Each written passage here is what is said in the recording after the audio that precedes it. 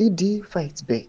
Sadabina mashoko anobuda nyuka panapa nevakoma vachinzi aiwa pamashoko akataurwa aiwa najenerari on Monday Heroes Acre yevakomana aiwa zvigananda zviya vari kukonzeresa corruption vachingoya vachida kuextenda term.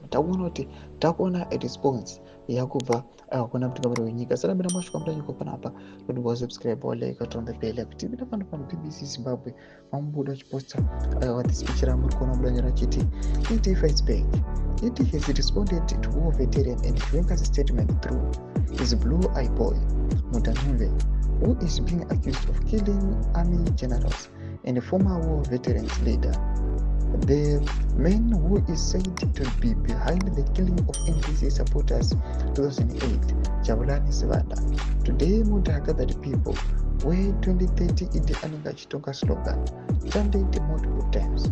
In Bulawayo, Jabulani Sivanda also gathered other groups of war veterans who were in support of ZANU-PF Conference Resolution number 1, 28th agenda. It is being supported by criminals who know that when he steps down, I will be over with them.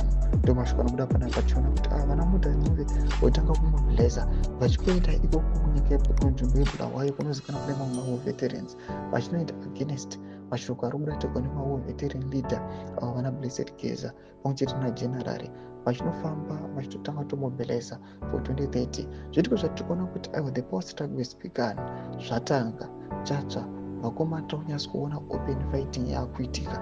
Vatiri kuona kuti panapa vana Mutanumbe vari kunzi vari kuzama nekwavanogona napo kuti vamobilize for 2030 yasi kuzonza kuti ikangofeila chete aiwa vakomana vanenge vapinda the over there munoda kuti vari kuzikanwa kuti ndovakomana varikuita corruption, ndovakomana vari kuviolata mutemo.